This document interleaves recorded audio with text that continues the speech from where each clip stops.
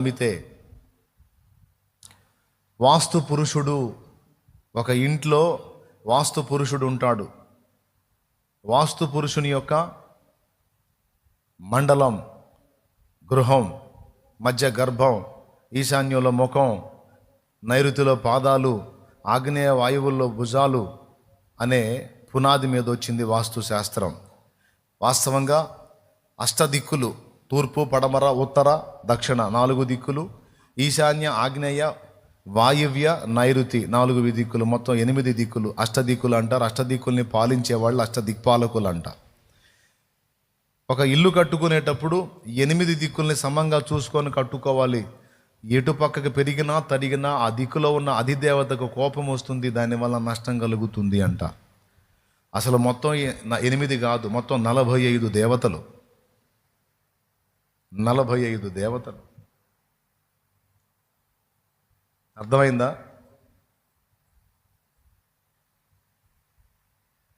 అసలు దేవుని వాక్యం ఏం చెబుతుందో మనం బైబిల్కి పోల్చి చూసుకుందాం. 45 దేవతలు, 8 దేవతలు, ఇంతమంది అసలు నిజంగా ఉన్నారా? ఒక ఇంటిని నిజంగా ఇంతమంది ఆవరించుకొని ఉంటారా? ఇంట్లో నీకు ఏదన్నా నష్టం కలిగితే, కష్టం కలిగితే ఎందుకు కలిగిందో ఆలోచించుకో. ఇప్పుడు అప్పులు అవుతున్నాయన్నా, అప్పుల మీద అప్పులు అవుతున్నాయన్నా అంటే ఎందుకు అవుతున్నాయి అప్పులు? నేను చెప్తాను. ఏ అప్పు లేనోడికి 1,00,000 రూపాయల అప్పు చాలా చిన్నది. ఏ అప్పు లేనోడికి 1,00,000 రూపాయల అప్పు చాలా చిన్నది. అందుకని ఏ బరువు లేనోడు ఏదో అవసరానికో, ఏదో కార్యక్రమానికో, బిల్డప్ కోసమో, లేకపోతే ఏదో సమస్య కోసమో 1,00,000 అప్పు చేసుకుంటాడు. సమస్య కోసం అప్పు చేసుకుంటే అది వేరే సంగతి. కానీ కొంతమంది తొందరపడి బిల్డప్ కోసం అడుగులు వేసేవాళ్ళు ఉన్నారు. నీ దగ్గర 20 లక్షలు ఉంటే 18 లక్షల్లో ఇల్లు కట్టుకొని 2 లక్షలు ఇంట్లో ఖర్చు కింద ఉంచుకోవటం తెలివి, అవసరాన్ని బట్టి. కానీ 20 లక్షలు చేతిలో ఉంటే 40 లక్షలు అప్పు చేసి ఇల్లు కడతాడు. 20కి 20 సంపాదించిన ఇంక 20 లెక్క లేకుండా సంపాదిస్తాను, ఇల్లు మొదలు పెట్టాం కాబట్టి గట్టిగానే కట్టాలి. వచ్చినోడు ఇల్లు చూసినోడల్లా లేదు, గట్టిగానే పెట్టావే, ఆహా, ఆ డైలాగు మనోడిని పులకరింపజేసిద్ది. ఆ ఒక డైలాగు పులకరింపజేసి ఒళ్ళు పొంగేటట్టు చేసి 20కి ఇంకొక 20, 40 తెచ్చి కడతాడన్నమాట. 40 లక్షలు పెట్టి ఒక ఇల్లు కట్టాడండి. ఓకేనా? తెలివితేటలు చెప్తున్నా, తెలివితేటలు. ఇల్లు కట్టేటప్పుడు అప్పు లేదు, 20 లక్షలు నెట్ క్యాష్ చేతిలో ఉంది. కానీ ఇల్లు మొదలు పెట్టాడు, బిల్డప్ తగ్గకూడదు, అందుకు 20 వీక్కొచ్చాడు. 20 పోయినాయి, ఒక 20 అప్పు తేలింది. తీరుద్దాంలే, ఇల్లు మొనగాడు ఇల్లు కట్టామంటాడు. 40 లక్షలు పెట్టి ఇల్లు కడితే ఆ ఇంటికి కిరాయి ఎంత ఇస్తారు తమ్ముడు?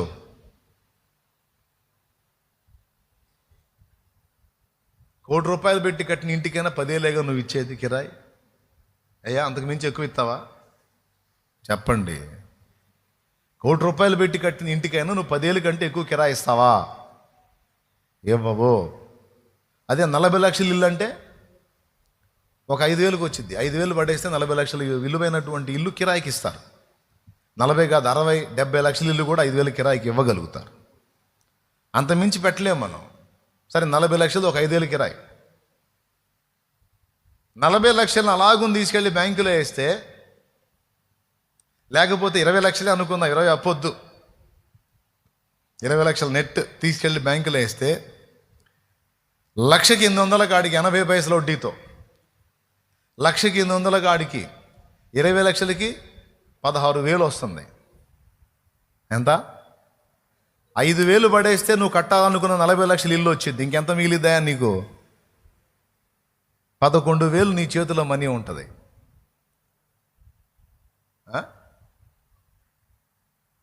మళ్ళీ నువ్వు ఇల్లు దర్జాగా అందులో ఉంటావు. కరెంటు చెడిపోయినా ఓనర్ వచ్చి బాగు చేపిస్తాడు, నీళ్ళు ఆగిపోయినా ఓనర్ వచ్చి బాగు చేపిస్తాడు. నువ్వు ఇల్లు కట్టుకుంటే అన్నీ నువ్వే చేసుకోవాలి.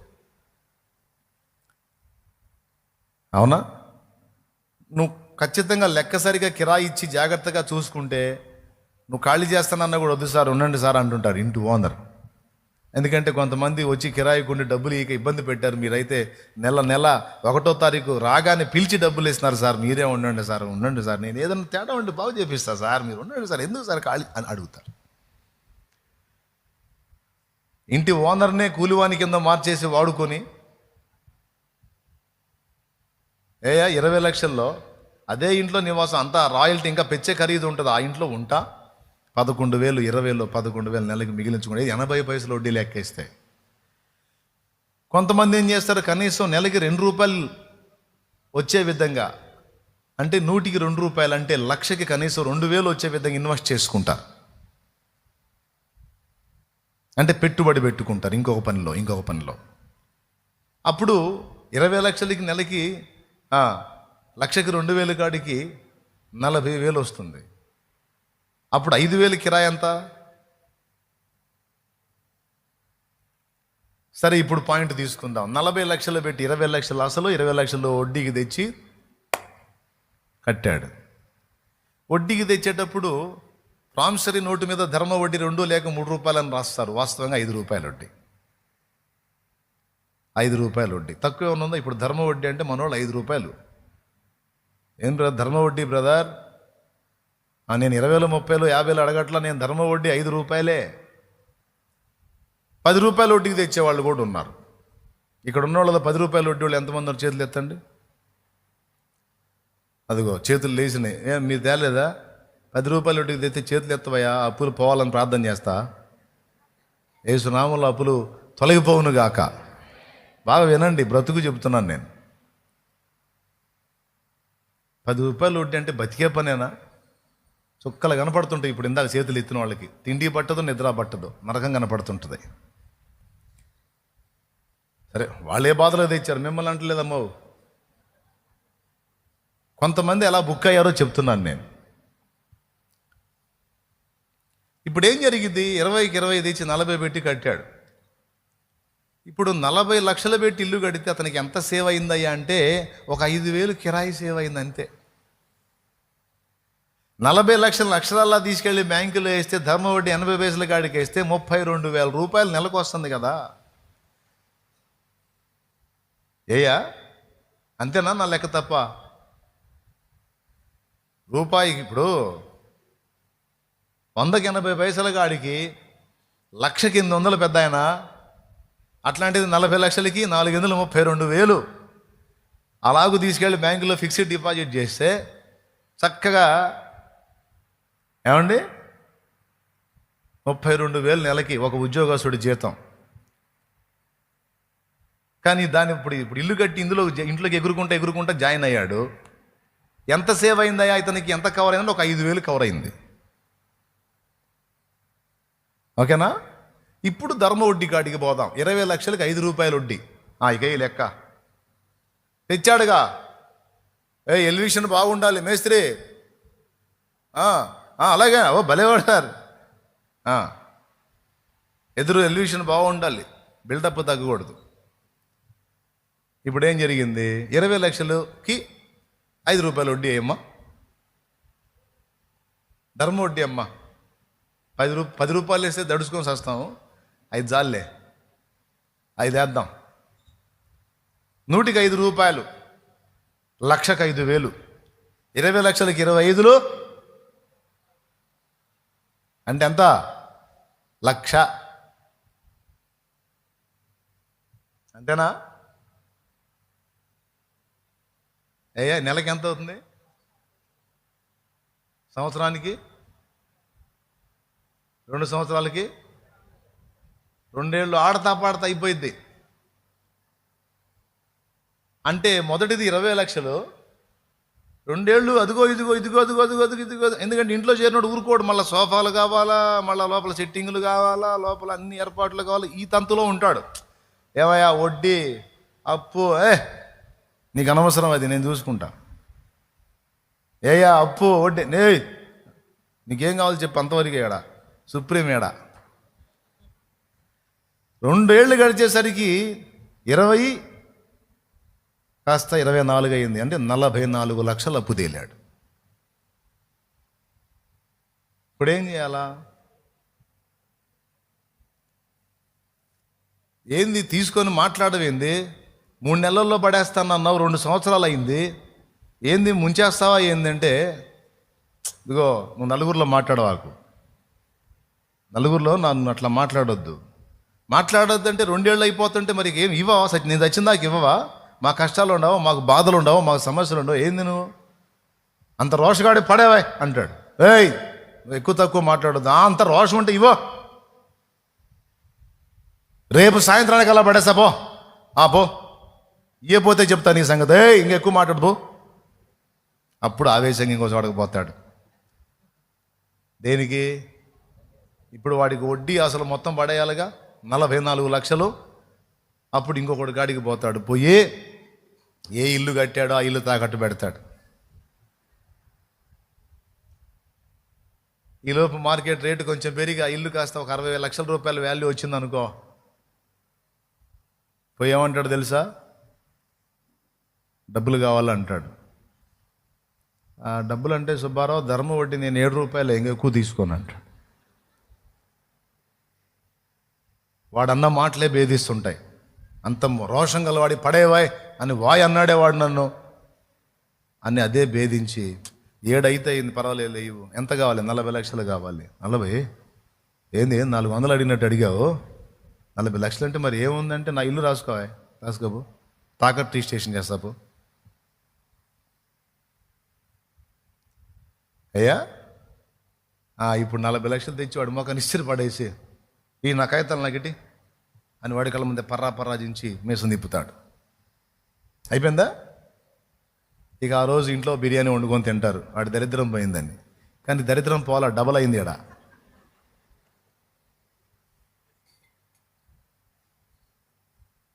ఇప్పుడు చూడిక, అంతకుముందు అసలుకు వడ్డీ, ఇప్పుడు అసలు వడ్డీ 2 కలిసి కుప్ప అయితే 2టికి కలిపి వడ్డీ. దిస్ ఈజ్ చక్రవడ్డీ. దేవునికి స్తోత్రం. నాయనలారా, ప్రభువుకి మహిమ ఎందుకు చెబుతున్నానంటే, మనకు బాగా బల్బు వెలిగిస్తున్నందుకు. ఇప్పుడేం జరిగిద్ది? ఇక లెక్కేసుకోండి, 40 లక్షలకి నెలకెంత? 40 లక్షలకి 7 రూపాయలు వడ్డీ అంటే 1,07,000. 4 ఏళ్ళు ఏందండి, ఏం చెప్పరు? 1,07,000గా 7 రూపాయల కాడికి.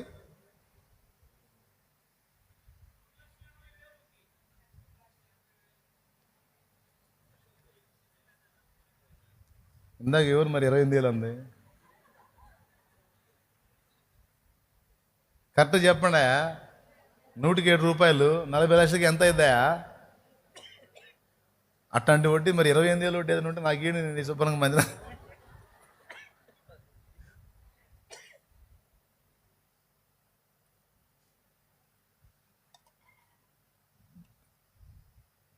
అమ్మా 1,07,000 కాడికమ్మా, 10 లక్షలకి 70,000 అవలా? 40 లక్షలకి 4 ఏళ్ళు 20,000, 2,80,000 అవలా? నెలకి 2,80,000 ఈయన ఏం చేసి సంపాదించి కట్టాలా?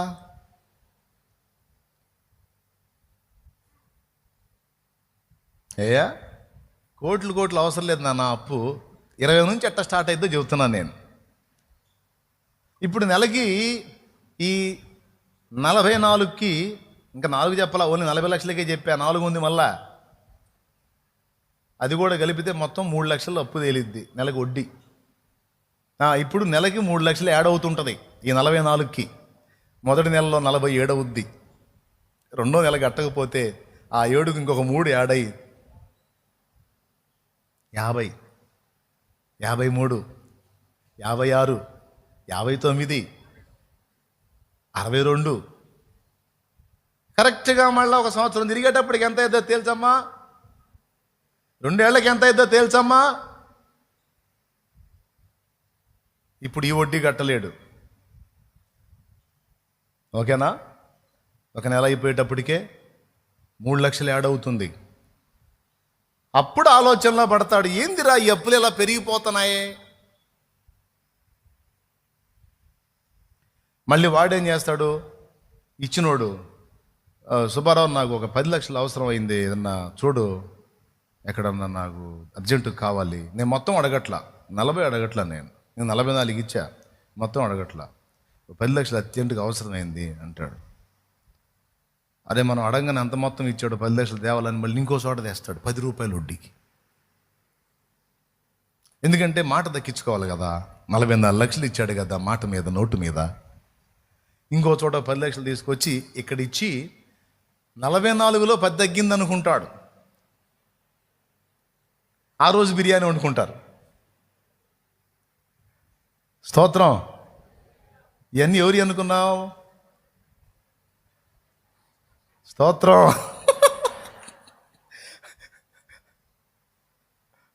అర్థమైందా? ఆ రోజుకి బిర్యానీ, అమ్మాయి వాడికి కొంచెం అమౌంట్ ఇచ్చేసాం, ఏది ఇంకో చోట అప్పు తెచ్చామన్న సంగతి మరిచి మన సొంత సొమ్ము ఇచ్చినట్టు బిల్డప్. ఇప్పుడేం జరిగింది? అంతకుముందు అడిగేవాడు ఒకడు, వాడు నోరు మూపిటానికి ఇంకొకటి దగ్గర తీసుకొచ్చాం, వాడు ఒకడు. ఇప్పుడు వాడు ఏదో మధ్యలో అడిగాడని ఇంకొకటి తగిలించుకున్నాం. ఒకవేళ వాడు ఫైనాన్స్ వాడు అనుకో, అసలు ఇంకా సూపర్ ఉంటుంది. రోజు దర్శనం ఇస్తుంటాడు, పుస్తకాలు ఇచ్చిపోతాడు, పరిశుద్ధ గ్రంథాల్లాగా సువార్త కరపత్రికల్లాగా ఇచ్చిపోతాడు. నాయనలారా, పాపం అప్పులు లేని వాళ్ళకి ఈ బాధలు తెలియవు, అప్పులు అయిన వాళ్ళకి నేను చెప్పే బాధ తెలిసిద్ది నాయన. ఇక అటుపక్క వాడికి కట్టాలి, ఇటుపక్క ఈడికి కట్టాలి. మళ్ళీ వీడేం చేస్తాడు? 10 లక్షలు ఇచ్చినోడు అర్జెంటుగా అవసరం ఒక 5 లక్షలు కావాలంటాడు. వాళ్ళు ఇంకో చోట 12 రూపాయలు వడ్డీ మీద ఇంకో 5 తెచ్చి ఈడికి అడ్డం పెడతాడు. ఇప్పుడు ఎంతమంది అయ్యారా? 3 అయ్యారు. ఒక చోట ఏమో 7 నడుస్తుంది ఆ వడ్డీ, ఒక చోట ఏమో 10 నడుస్తుంది వడ్డీ, ఒక చోట ఏమో 12 నడుస్తుంది వడ్డీ. ఇందులో ఎవడన్నా సడన్గా అవసరమే ఒత్తిడి చేశాడు అనుకో, 15 కూడా పెట్టి తెస్తాడు. మనిషి మాట పడ్డు. అప్పుడేం జరిగింది? 4 చోట్ల వడ్డీ, ఒక చోట 7, ఒక చోట 10, ఒక చోట 12, మరో చోట 15.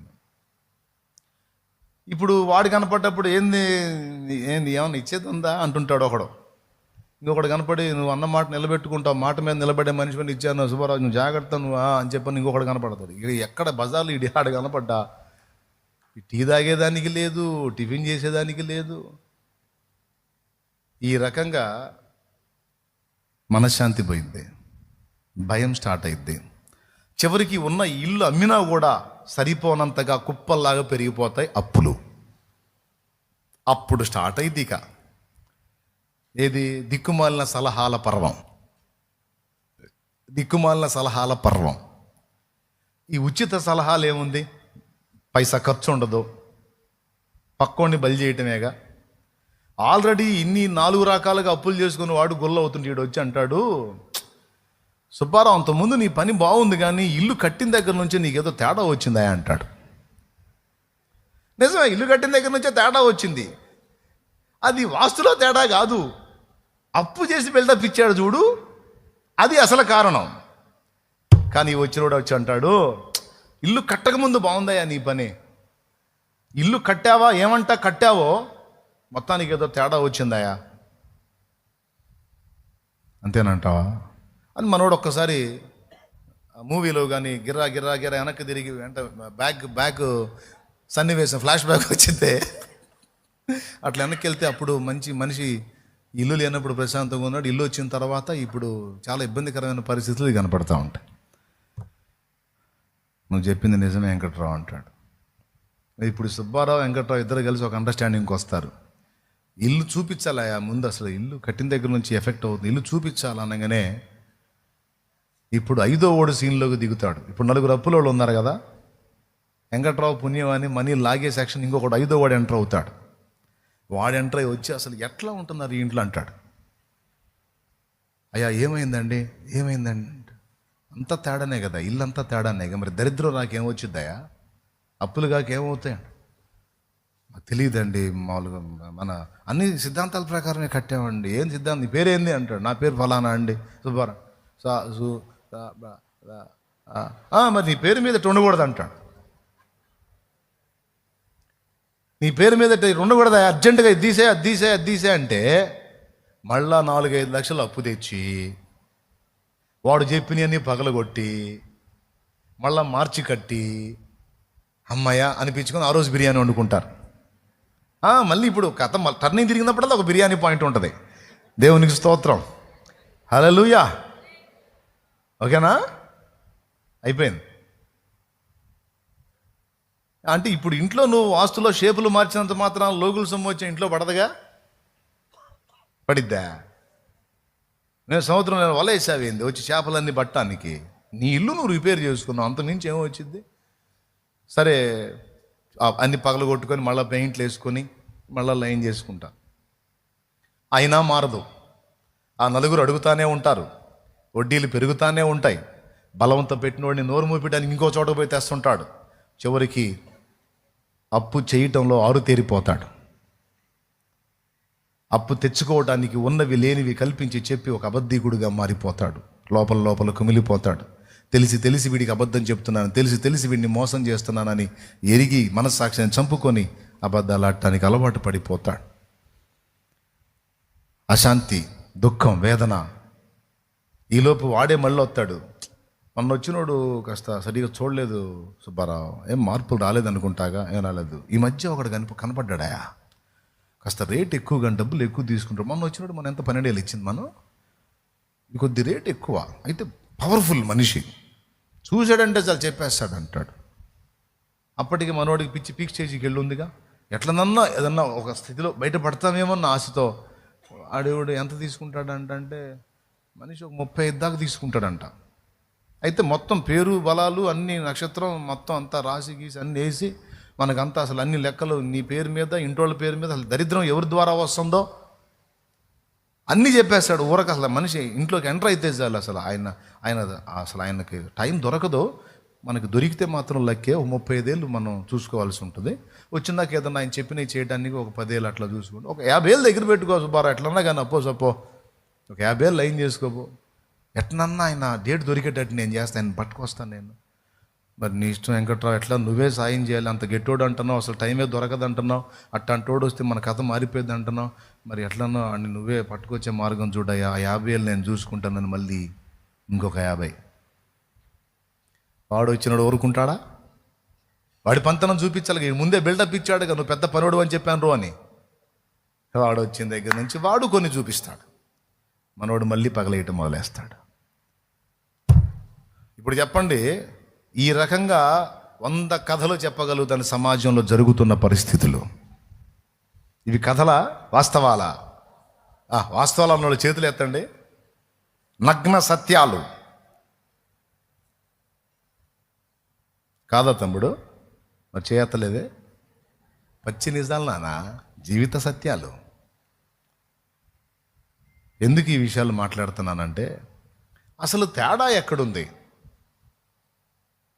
సమస్యకు మూలం నువ్వా, వాస్తా? నువ్వు, నీ హెచ్చింపు, నీ తొందరపాటు, నీ అతిశయం, నీ అహంభావం. నీకు స్తోమత లేనప్పుడు, నీ రాబడి నెలకు ఒక 50,000 నీ రాబడి అయినప్పుడు, కష్టపడి మిగిల్చుకున్న ఒక 20 లక్షల్లో స్లాబు కాకపోతే రేకులు వేసుకోవా? బిల్డింగ్కి 45 అనుకుంటే చక్కగా మంచిగా కింద గట్టి చేసుకొని పిల్లర్లే పోసుకో, లెంటలు వేసుకో, పైన గోడ కట్టుకో, రేకులు వేసుకో, బలం వచ్చినప్పుడు స్లాబ్ వేసుకో. నీ కిరీటం ఏమన్నా కింద పడుతుందా? నిలవరమైన నివాసమేగా. ఐరన్ షీట్స్ వేయించుకో, మంచి కంపెనీ షీట్స్ వేయించుకో, వస్తుంది. 20 లక్షల్లో సూపర్గా రేకుల షెడ్ వేసుకోవచ్చు. 4 గదులు పెట్టుకొని గట్టిగానే కట్టుకొని స్లాబ్ వేసుకొని ఆ హడావిడి ఏం లేకుండా ఒక పక్కకి దించుకొని నీట్గా బిల్డింగ్ పొజిషన్లో పెట్టుకొని 20 లక్షలు చక్కగా 4 గదులు పెట్టుకొని కట్టుకోవచ్చు ఇల్లు. మంచిగా కింద సీలింగ్ చేయించుకో. ఇప్పుడు నేనున్న నివాసం అంతే ఉంది. నేనుండే నివాసం రేకుల షెడ్డే. ఏమ్మా అట్టట్ట డాబా కట్టాల్సిందే. ఏముంది నాన్న డాబాలో? ఉంటే కట్టు, ఏం పోయింది? లేనప్పుడు మంచం ఉన్నంత వరకే కాళ్ళు ముడుచుకోవాలి. బయటికి జాబితే ఎట్టనానా? ఇది ఈరోజు చాలామంది సమాజంలో మిస్ అయ్యారు. ఇట్లా ఎందుకురా అంత హడావిడి, ఉన్నంతలో ఏదో చిన్న కట్టుకోవచ్చు కానీ మనబోటోడు సలహా చెప్పాడు అనుకో, వాడు ఇంట్లో పోయి భార్యకి చెబుతాడు, వాడికి ఏం వ్యసనం అని అల్లాడుతున్నాడు. మనం ఇంత పెద్ద ఎత్తుమానం పెట్టామని అల్లాడుతున్నాడు వాడు కళ్ళు ఓరవలేకపోతానే. అతను చూపు ఎప్పుడు తేడాగానే ఉంటుందండి అంటే ఏమా, వాడు తేడా కాదు, వాడు నీ పాలిట దేవుని దూత. వాడు నువ్వు నాశనం కాకముందు హెచ్చరిక చేస్తున్నాడు, ఇలా చేయొద్దు అని. కానీ వాడు నీకు సైతాన్లా కనపడ్డాడు. వాడు ఓర్వలేక చెప్తున్నాడు అనుకున్నావు, కానీ వాడు అనుభవ జ్ఞానం చెప్పాడు, రే ప్రమాదంలో పడతావురా, నీ మంచి కోరాడు వాడు. కానీ ఆనాడు నీకు వాడు నచ్చలా. ఇంకా నువ్వు నష్టపోయినా కూడా వాడినే తిడతావు. నువ్వు వాడి కళ్ళు పడ్డాయి, నేను ఇట్ట అయిపోయావు. వీళ్ళని ఏమనాలండి? అంటే ఓర్వలేక చెప్పాడా? జీవిత పాఠాలు ఎరిగి చెప్పాడా? జీవిత పాఠం ఎరిగి చెప్పాడు పెద్దోడు. ఓర్వలేక చెప్పాడు, వాడి కళ్ళు పడ్డాయి, ఇట్ట అయిపోయావు. ఎవడి కళ్ళు పడి ఎవడేం కాడు. నీ గర్వం, నీ అహంకారం, నీ నిర్లక్ష్యం, నీకు ఒక 50,000 పైసలు వచ్చినప్పుడు లేదా ఒక 30,000 సంపాదకుడు అయినప్పుడు అప్పు చేసే సాహసం చేయకూడదు. ఎందుకంటే ఈరోజు సగటు మనిషి బతకాలంటే కనీసం 15 నుంచి 20,000 కావాలి.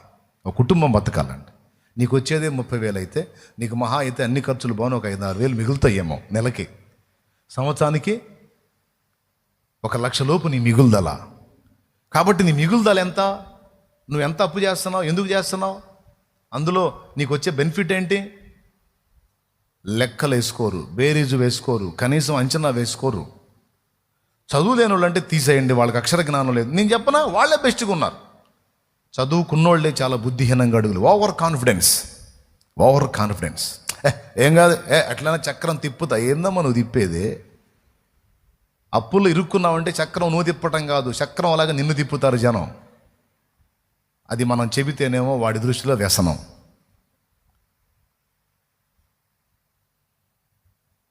రేకుల షెడ్ వేసుకోమ్మా, తగినంతలో చూడు. మెర్చురీ ఫంక్షన్ అని పెడతావు. అవసరమా? అవసరం లేదు కదా. ఆ డబ్బు లేదో బిడ్డకి బ్యాంకులై. ఇప్పుడు పెద్ద మనిషి అయింది, ఇంకొన్ని సంవత్సరాలకి వివాహిత అవుతుంది.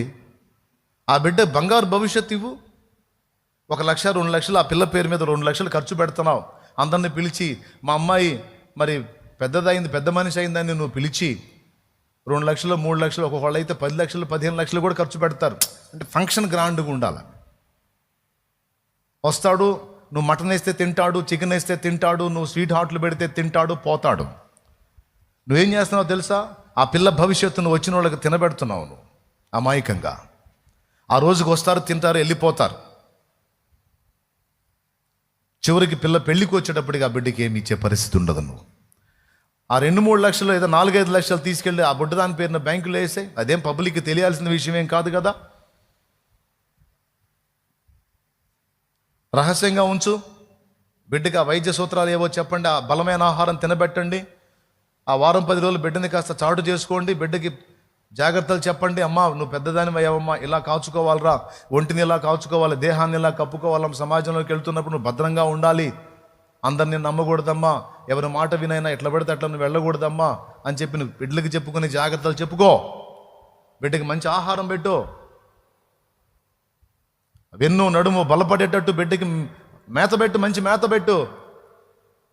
ఆ బిడ్డ పేరున వేసేసాయి. ఈరోజు పెద్ద మనిషి అయింది, రేపు కొన్ని సంవత్సరాల తర్వాత ఒక ఇంటిది అవుతుంది. ఆ బుడ్డదాన్ని హాయిగా సాగనంపొచ్చు. నువ్వు దానికోసం ఖర్చు పెట్టే డబ్బులు బ్యాంకులు వేసి రేపు రూపాయికి రూపాయి తోడవుతుంది. కొంత నీ చేతి డబ్బు ఉంటుంది. ఆ పిల్ల కోసం నువ్వు కేటాయించిన డబ్బులు వ్యర్థంగా 10 మందికి పందేరం చేయటం కన్నా ఆ చిన్నదాని భవిష్యత్తు ఇంకా సుందరంగా ఉండేటట్టు దిద్దొచ్చు. కానీ నువ్వు దేనికి పెడుతున్నావు? పెళ్ళికి పెట్టు, 10 మందికి తెలియాలి, సాక్ష్యం ఉండాలి. కాబట్టి వివాహం కొంచెం చేయి శుభ్రంగా నీకున్న స్తోమతలో. కానీ ఇలాంటి అనవసరపు ఫంక్షన్ల పేరుతో ధనాన్ని దుర్వినియోగం చేసి అప్పుల పాలయ్యే వాళ్ళు కొంతమందిని చూశాను నేను. లేదా పిల్లలకి సరైన భవిష్యత్తు ఇవ్వలేకపోయిన వాళ్ళని కూడా చూశాను నేను. నేను చెప్పే తప్ప? కొంతమందికి నచ్చవు. మా మెచ్యూరీ ఫంక్షన్లతో ఆయనకి ఎందుకు అంటారు. సరే ఎవడికో చెప్పట్లా నేను. ఈ ఆన్లైన్ ద్వారా విని నా మాట గౌరవించే వాళ్ళు ఎవరైతే ఉన్నారో వాళ్ళు తీసుకుంటారు.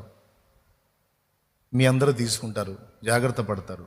అంటే ఏది చేయాలో, ఏది చేయకూడదో, దేన్ని బయట పెట్టుకోవాలో, దేన్ని బయట పెట్టుకోకూడదో, దేనికోసం ధనం వెచ్చించాలో, అది ఏ స్థాయిలో వెచ్చించాలో అనే పరిశీలన లేకుండా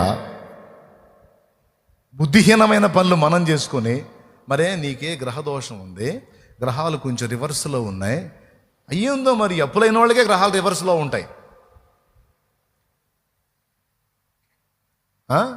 ఉన్నోళ్ళకి ఎందుకో రివర్స్ రావు ఈ గ్రహాలు. వాళ్ళేమో కోటీశ్వర్లు ఇంకా ఇంకా కోట్ల పడగలు ఎత్తుతూ ఉంటారు, దరిద్రుడు ఇంకా ఇంకా దరిద్రం అయిపోతుంటాడు. ఈ దిక్కుమాల గ్రహాలు ఎందుకో వాళ్ళ మీద ఎప్పుడు విష ప్రభావం చూపవు. ఈ దరిద్రతలు ఉన్న వాళ్ళ మీదే చూపిస్తుంటే మరి దరిద్రులు అంటే వాటికి కూడా ఇంట్రెస్ట్ ఏమో. నిజమేనా? అది గ్రహాలు చూపిస్తున్నాయా? వాస్తు చూపిస్తుందా? ప్రాక్టికల్గా సమాజంలో జరుగుతున్న విషయాలు ఏమున్నాయో, దోషం ఎక్కడుందో నేను ఓపెన్గా చెప్పా. ఇది ఒక టైపు. అప్పు ఎందుకు అవుతుంది అన్న ప్రశ్నకి ఒక టైపు ఆన్సర్. ఇంకా రకరకాల కారణాలు ఉన్నాయి. మన్నాయికి పెళ్లి గ్రాండ్గా చేశారు, అప్పు చేసి మా అమ్మోళ్ళు. నాకు కూడా చేస్తామన్నారు, మీకు దండం పెడతానని చెప్పా. పెళ్ళిళ్ళకి అప్పులు చేసేవాళ్ళు ఉన్నారు బిల్డప్ కోసం. ఆశ్చర్యం, 16,000లో నా పెళ్ళి అయిపోయింది. అట్లాగా నాకు వద్దనుకున్నా, తగ్గించుకున్నా, గొడవే లేదు. ఎచ్చులకు పోతే వచ్చి తినిపోయినోడు ఇస్తాడా? లేకపోతే మనం గ్రౌండ్గా పెట్టామని మన కీర్తి ఏమన్నా ఆకాశాన్ని దాటిపోయిద్దా? జీవపు డంబం. ఆ డంబానికి పోయి డాబులకు పోయి గుల్ల అయిపోయిన బతుకులు కోకొల్లలు. అది ఎక్కడ తేడా పడ్డామని ఒక్కసారి కూర్చొని అసలు ఆరంభం ఎక్కడ మిస్ అయ్యామనేది పరిశీలించుకోవాలి కదా. మూడో కారణం, కష్టపడకుండా సోమరితనంతో అప్పులు చేసుకోవటం. కడుపు నిండా మంచి ఫుడ్ కావాలి, మంచి వస్త్రం కావాలి, బిల్డప్ తగ్గకూడదు, పని చేయడు. భార్య పని చేయదు, భర్త పని చేయడు, ఇద్దరు డాబు సరి మాత్రం తగ్గకూడదు. నెలలో 30 రోజులు ఉంటే ఖచ్చితంగా 10 రోజులు కూడా పనికి పోరు వీళ్ళు. కష్టం చేయరు, చాకిరి చేయరు. సోమరితనం, టైంపాస్. చివరికి ఏం జరిగిద్ది? నెల వచ్చేసరికి ఏం ఉండదు. అప్పుడు ఈ డాబు దర్పాన్ని చూపించి ఎవరొకరి దగ్గర అప్పులు చేస్తూ ఉంటారు. వాళ్ళ దగ్గర తెచ్చి ఒక నెల వాడటం, ఇంకొకళ్ళ తెచ్చి ఒక నెల వాడటం, అట్లా నెలలో గడుపుతూ అప్పులు కుప్పల్లా పెంచుకుంటూ ఉంటారు. ఏదో ఒక ఆధారం చూసుకొని మొదలు పెడతారు ఈ కార్యక్రమాన్ని. ఇల్లు, పొలమో, వెనకటి పెద్దోళ్ళు ఇచ్చింది ఏదో ఉంటుంది కదా, దాన్ని ఆధారంగా చూసుకొని ఈ కార్యక్రమం మొదలు పెడతారన్నమాట. చివరికి ఏం జరిగిద్దంటే దాన్ని దాటిపోయిద్ది ఇది.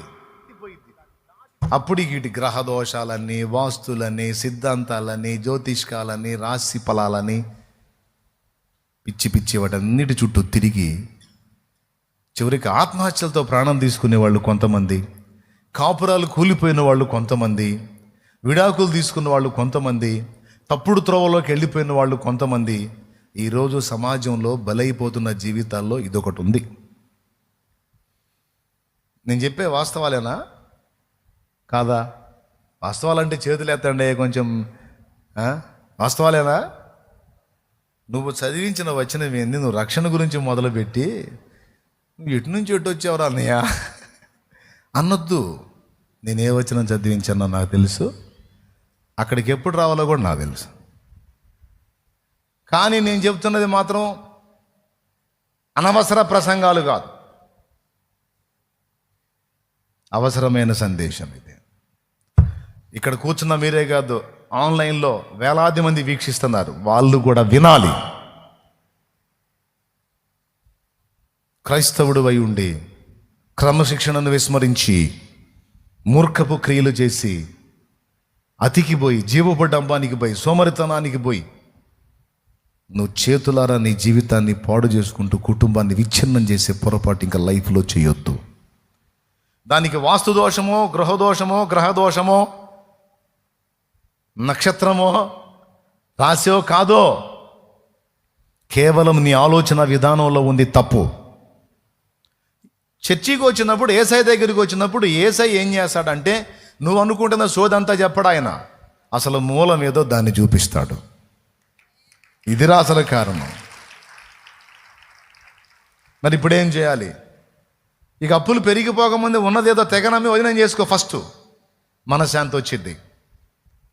ముందు ఉన్నదేదో ఇంకా అది కుప్ప పెరగముందే అప్పు 3 దమ్మిడిలకు ఉన్నది వైనం చేసి, ఇదిగో రూపాయి ఇచ్చినోడికి ₹1 ఇచ్చి, నా స్తోమత ఇంతవరకేనయ్యా, దేవుడు నన్ను దీవిస్తే తర్వాత తప్పకుండా నేను సాయం చేస్తాను, ప్రజెంట్ నన్ను అయితే వదిలేస్తే నా పరిస్థితి బాగలేదని చెప్పుకో, తగ్గించుకో. వాళ్ళ కళ్ళ ముందు అమ్మేయి. మొత్తానికి నలుగురికి ₹4, 4 ₹1/2 పంచు, లేదా 4 పావలాలు పంచు, రా బయటికి. ముందు ఫ్రీ అవుతావు. ఆ మెంటల్ ప్రెషర్ పోతుంది, మానసిక ఒత్తిడి పోతుంది. మైండ్ ఫ్రెష్గా ఉంటే, ప్రశాంతంగా ఉంటే ఎంత పనైనా సాధించగలుగుతాం. వైనం చేయాలి కదా, వైనం చేసి ముందు రిలీఫ్ అవ్వాలి కదా, మైండ్ ప్రశాంతంగా ఉండాలి కదా. అప్పుడు కదా మళ్ళీ ఆలోచన చేసుకొని కొత్తగా జీవితాన్ని మొదలుపెట్టి నలుగురు కష్టపడి ₹4 సంపాదించి మళ్ళీ ఒకదాన్ని నిర్మాణం చేసుకొని ఒక పొజిషన్లో నిలబడేది. ముందు వెయిట్ తీసేసుకోవాలి. కాదు మా తాత గట్టినిల్లు, మా తాత కొన్న పొలం అంటే